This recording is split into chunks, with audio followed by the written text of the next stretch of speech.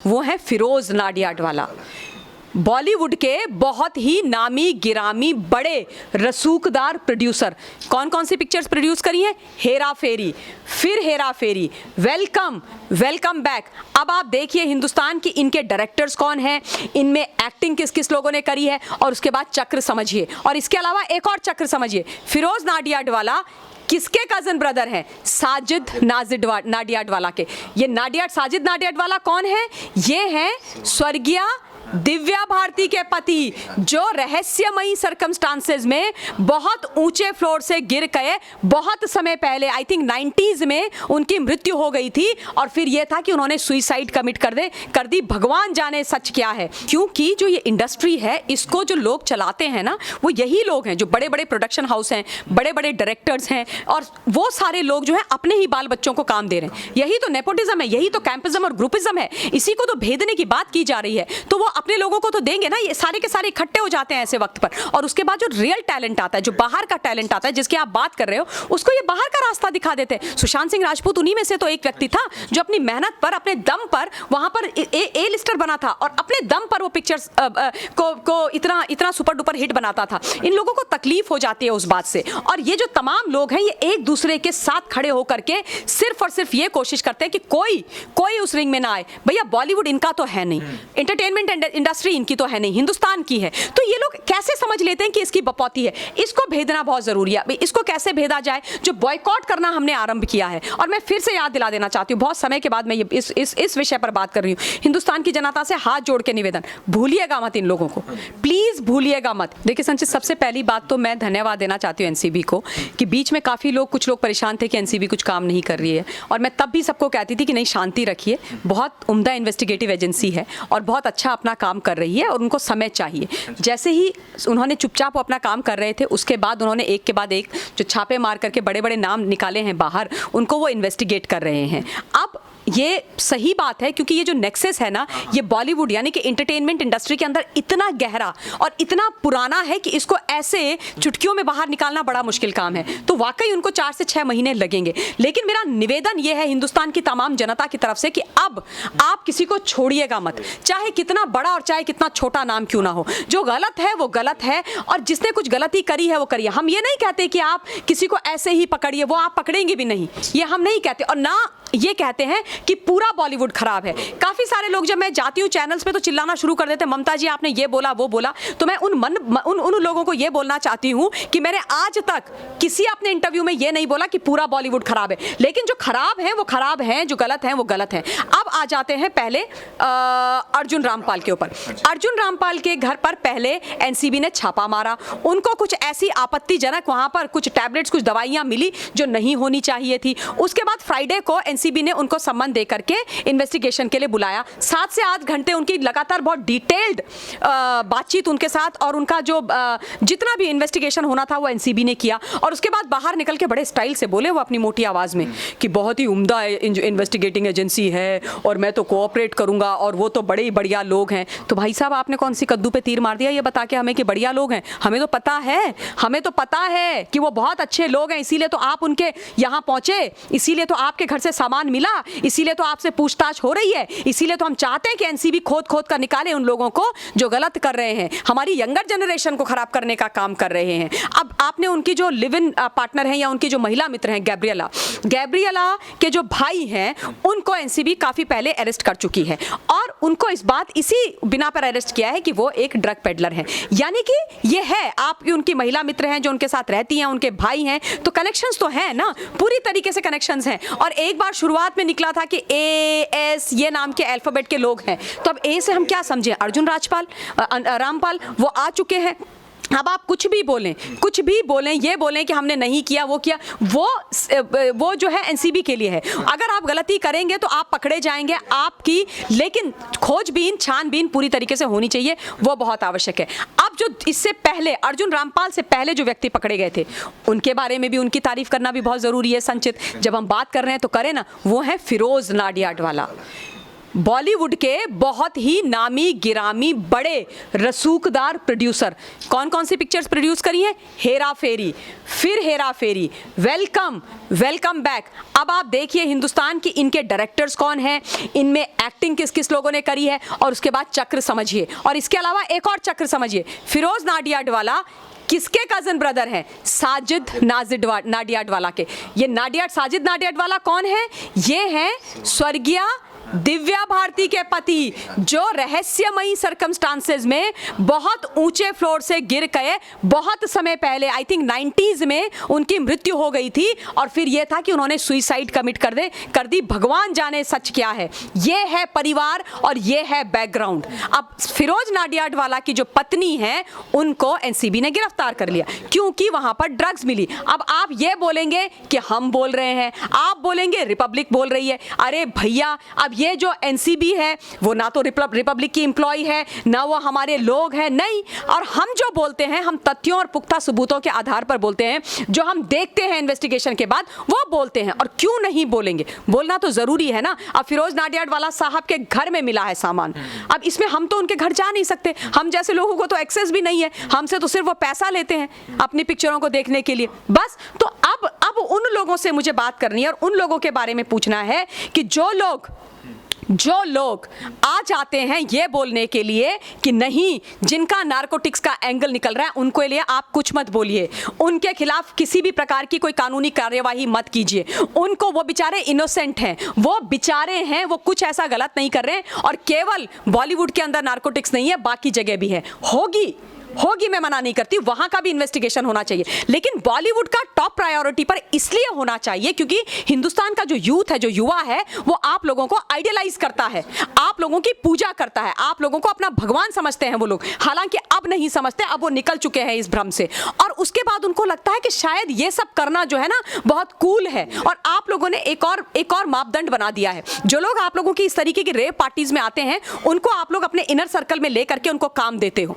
इसलिए सबसे पहले आपके यहाँ सफाई होनी बहुत जरूरी है। ये जो उड़ता बॉलीवुड है उसको धरती पर लाना जरूरी है। मुझे बड़ी याद आती है श्रीमती जया बच्चन जी, बहुत बड़ी पॉलिटिशियन है, समाजवादी पार्टी की नेता है, हमारी भैया राज्यसभा की सदस्य हैं, और वहाँ के बहुत बड़े परिवार की महिला हैं, बहुत खुद बड़ी इंटरटेनर है। अब जया जी का वो भाषण याद है ना, जब वो रोर करी थी फ्लोर ऑफ द हाउस पे, और उन्होंने बोला कि किस तरीके से नहीं, हम लोग सबसे बड़े टैक्स पेयर्स हैं और थाली में छेद हो रहा है, रवि किशन जी के लिए उन्होंने बोला, और कैसे ऐसी बात करना, ये करना वो करना। ये कौन सी थाली है जया जी, मेरे को एक बार फिर आप बता दीजिए, और कौन थाली में छेद कर रहा है? ये फिरोज नाडियाडवाला के घर की थाली हमने तो नहीं ली थी छेद करने के लिए, ये अर्जुन रामपाल की थाली पे हमने तो कोई छेद नहीं करा था। हमें तो पता भी नहीं है अर्जुन रामपाल सोने की, चांदी की, कांच की, स्टील की कैसी थाली में खाना खाता है, तो हम आपकी थालियों में क्यों छेद करेंगे? हमको आपकी थालियों से क्या लेना देना है? लेकिन हमें आपकी थालियों से की चिंता है। पूछिए क्यों? क्योंकि हम, आपकी जो थाली है ना वो हिंदुस्तान के द्वारा दी गई है, उसमें जो पकवान है वो हमारी वजह से हैं, और इसलिए हम नहीं चाहते कि आपके यहाँ पर जो लोग हैं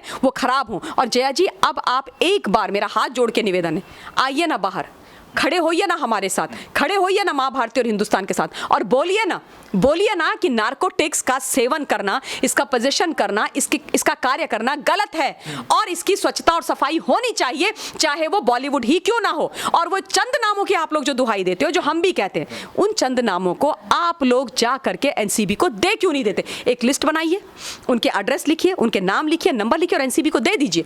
खत्म, एनसीबी का भी काम आसान हो जाएगा और हम लोगों के लिए भी बढ़िया हो जाएगी। फिर देखना आपको कैसे सलाम करते हैं हम। पर ये ऐसा नहीं करेंगे, बिल्कुल नहीं करेंगे।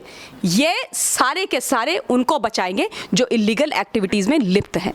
हाँ जी मैम, वहीं अगर हम बात करें, हमेशा से हम बॉलीवुड में ये देखते हुए आए हैं, जो नेपोटिज्म जो एक शब्द है वो कितना प्यारा होता है कुछ डायरेक्टर और एक्टर्स को। उसके बाद जो नेपोटिज्म जो किड्स हैं जो ये पकड़े गए थे, चाहे अब वो सारा अली खान हो या फिर दीपिका पादुकोण हो या फिर ऐसे बहुत सारे नाम सामने आते हैं, लेकिन अभी भी हम देख रहे हैं उनके पूरे के पूरे शूट चल रहे हैं, चाहे वो श्रद्धा कपूर हो, उनके फोटो शूट्स अभी भी चल रहे हैं, जबकि वो ड्रग्स में पकड़ी गई थी। तो क्यों मैम इनको अभी भी काम मिल रहा है बॉलीवुड इंडस्ट्री में, और क्यों उन लोगों को नहीं मिल रहा जो रियल टैलेंट फेसेस हैं बॉलीवुड के, जो ड्रग्स वगैरह से कोसों दूर हैं, क्यों उनको अभी भी काम नहीं मिल रहा और इन जैसों को अभी भी काम मिल रहा है? क्योंकि जो ये इंडस्ट्री है इसको जो लोग चलाते हैं ना वो यही लोग हैं जो बड़े बड़े प्रोडक्शन हाउस हैं, बड़े बड़े डायरेक्टर्स हैं, और वो सारे लोग जो है अपने ही बाल बच्चों को काम दे रहे हैं। यही तो नेपोटिज्म है, यही तो कैंपिज्म और ग्रुपिज्म है, इसी को तो भेदने की बात की जा रही है। तो वो अपने लोगों को तो देंगे ना, ये सारे के सारे इकट्ठे हो जाते हैं ऐसे वक्त पर, और उसके बाद जो रियल टैलेंट आता है, जो बाहर का टैलेंट आता है जिसकी आप बात कर रहे हो, उसको ये बाहर का रास्ता दिखा देते हैं। सुशांत सिंह राजपूत उन्हीं में से तो एक व्यक्ति था जो अपनी मेहनत पर, अपने दम पर वहां पर ए लिस्टर बना था और अपने दम पर वो पिक्चर्स को इतना सुपर डुपर हिट बनाता था। इन लोगों को तकलीफ हो जाती है उस बात से, और ये जो तमाम लोग हैं ये एक दूसरे के साथ खड़े होकर के सिर्फ और सिर्फ ये कोशिश करते हैं कि कोई उस रिंग में ना आए। भैया बॉलीवुड इनका तो है नहीं, एंटरटेनमेंट इंडस्ट्री इनकी तो है नहीं, हिंदुस्तान की है। तो ये लोग कैसे समझ लेते हैं कि इसकी बपौती है? इसको भेदना बहुत जरूरी है। इसको कैसे भेदा जाए? जो बॉयकॉट करना हमने आरंभ किया है, और मैं फिर से याद दिला देना चाहती हूँ, बहुत समय के बाद मैं इस विषय पर बात कर रही हूँ। हिंदुस्तान की जनता से हाथ जोड़ के निवेदन, भूलिएगा मत इन लोगों को, प्लीज भूलिएगा मत। इनको बॉयकॉट करना हमारी नैतिक जिम्मेदारी है। अगर हम चाहते हैं कि ये मुहिम जो हम पिछले 5-6 महीने से चला रहे हैं, ये सफलता इसको मिले, चाहे कोई पॉलिटिशियन हमारा साथ दे या ना दे, उससे फर्क नहीं पड़ता। जनता जनार्दन है, मैं आप लोगों से हमेशा बोलती हूँ, जनता के दरबार में नेता अभिनेता सब आते हैं, हमारे हाथ में है। आप चाहेंगे किसी को सक्सेसफुल बनाएंगे, किसी पिक्चर को, आप चाहेंगे तो फ्लॉप, आपको वो करना है। इनके जो कार्यक्रम टीवी पर आते हैं उनको भी आप लोगों को फ्लॉप करना है, कोई इसमें दो राय नहीं है। लेकिन जो टैलेंट है, जो रियल टैलेंट है, जो इंडिविजुअल आर्टिस्ट होते हैं, जो इंडिविजुअली अपना काम करते हैं, उनको भर भर के अपना प्यार दीजिए, और जरूर अपना प्यार दीजिए, उसमें कोई डाउट्स नहीं है। लेकिन ये एक दूसरे की जो मदद कर रहे होते हैं, ये मतलब ये लोग वो है ना, करण जौहर ने बोला था ना, मेरी मर्जी मैं अपने फूफी के बेटी के, चाची के, मौसी के भतीजे को काम दूं या मैं अपने अंकल को काम दूं, मेरी मर्जी होती है, तुम कौन बोलने वाले हो? तो जैसे इनकी मर्जी है कि ये किसको काम देंगे, ऐसे हमारी भी तो मर्जी है, हमारा भी पैसा है, हमारा भी टाइम है ना हिंदुस्तान। तो प्लीज आप लोग सही रास्ते पर जा रहे हो, लेकिन अगर इनको ये गलत फहमी है कि हम भूल रहे हैं, भूलिएगा मत। हाँ जी मैम, एक और आखिरी सवाल पूछना चाहूँगा आपसे। सोनम कपूर भी अभी सामने आई है रेया चक्रवर्ती के लिए, उन्होंने स्टैंड लिया रेया चक्रवर्ती के लिए, और ये वही सोनम कपूर है जिन्होंने करण जौहर के कॉफ़ी विद करण में सुशांत सिंह राजपूत जी की बेइज्जती करी है। तो आप कैसे देखती हैं इस चीज़ को? वो सुशांत सिंह राजपूत जी के लिए खड़ी तो एक भी बार नहीं हुई, लेकिन वहीं वो रेया चक्रवर्ती के लिए खड़ी हो रही है जो जिनका नाम पूरे ड्रग माफिया में आया था। देखिए, जहाँ तक सोनम कपूर का सवाल है, उनका अपना इंडिविजुअल क्या टेक है मुझे पता नहीं है, क्योंकि वो क्या सोचती हैं, क्या करती हैं, भगवान ही जाने। ये वही हैं जिन्होंने बिल्कुल कॉफ़ी विद करण, जो एक इतना अजीब सा वो शो है जो मुझे आज तक कभी समझ में नहीं आया, वहाँ बैठकर जब उन पर प्रश्न दिया गया करण जौहर के द्वारा, वैसे प्लांटेड होता है इनका सब कुछ, क्योंकि सुशांत को किसी तरीके से बदनाम करना है, उसकी बेइज्जती करनी। तो उन्होंने कुछ पूछा तो कहती कौन सुशांत? अरे भैया, वैसे ही आज हिंदुस्तान पूछ रहा कौन सोनम कपूर, कौन सोनम हो, कौन आप सिर्फ हमारे लिए अनिल कपूर जी की बेटी हो, और आपकी पहचान अगर हिंदुस्तान के अंदर बनी है तो आपके पिताजी की वजह से बनी है, वरना आपके अगर जीके के क्वेश्चंस के बारे में हम बात कर लेना तो हंस के लोटपोट हो जाए। मतलब ये आपका जो सीरियस इंटरव्यू है ना, ये बहुत मजाक वाले उसमें चला जाए। ये इन लोगों की हालत है, इनको देश के राष्ट्रपति प्रधानमंत्री का नाम नहीं पता। इनसे ये पूछ लो कितने इस देश के, हिंदुस्तान के अंदर कितने राज्य और कितने यूनियन टेरिटरी हैं, बता दें ये रैंडमली, मान जाऊंगी मैं, इनको सवाल ही पैदा ना हो, बताएंगी। ये पता ही नहीं है, इनको कुछ पता ही, कोई जानकारी नहीं है। तो ये लोग खड़े हो जाते हैं ड्रग पेडलर्स के साथ, ये लोग खड़े हो जाते हैं अक्यूज्ड नंबर 1 के साथ जा करके। इनका कोई ईमान धर्म नहीं है। आफ्टर ऑल ये भी तो नेपो प्रोडक्ट है ना, नेपो किड है ना। इनकी अपनी क्या स्टैंडिंग है, इनकी अपनी क्या विचारधारा है? ये वो लोग हैं जो हिंदुस्तान के बारे में आज तक सही चीज नहीं बोलते। आप इनके ट्वीट देख लीजिएगा, NTCAA के टाइम पर देखिएगा आप सोनम कपूर के ट्वीट, इन्होंने क्या लिखा था। ये वो लोग हैं जो दंगों को कहते हैं सही है। ये NTCAA के दंगे इनके लिए बहुत सही थे उस समय। इनको पता नहीं इनकी कैसे विचारधारा है। तो ये क्या आप राष्ट्रवादी विचारधारा है ये? तो जो लोग राष्ट्र के साथ नहीं खड़े हैं, जिनके लिए उनका पैसा ही सब कुछ है, उनकी दौलत और शोहरत ही सब कुछ है, उन लोगों से ये उम्मीद भी हमें नहीं करनी चाहिए। मैं ये जरूर चाहती हूँ कि बॉलीवुड के अंदर रिफॉर्म्स हो, बकायदा प्रॉपर एक बॉडी बने जो इनको गवर्न करे, जो इनको गाइड करे, ताकि ये लोग कुछ भी, जो चंद लोग हैं रसूखदार, जो कस्टोडियन, सेल्फ प्रोक्लेम्ड कस्टोडियन बन गए हैं बॉलीवुड के, ये बड़े बड़े कुछ परिवार, वो ना बने। और अच्छे जो एक्टर्स हैं, जो अपनी मेहनत से वहां पर गए हैं, जो बाहर से जाकर के बने हैं, उनको काम मिले और उनका नाम हो। हाँ जी, बहुत बहुत शुक्रिया मैम हमारे साथ जुड़ने के लिए। तो ये थी हमारे साथ ममता काले मैम, और जिस तरीके से अब NCB ने 4 से 6 6 महीने का वक्त ले लिया और पूरी तरीके से अब वो खंगालेगी पूरी बॉलीवुड इंडस्ट्री को। लोगों के सामने जो है बॉलीवुड इंडस्ट्री का जो आधा जो चेहरा है वो तो सामने आ गया, लेकिन अब पूरा चेहरा 4 से 6 महीने में सबके सामने आ जाएगा। अगर आपको हमारी ये वीडियो पसंद आई, उस वीडियो को लाइक करें,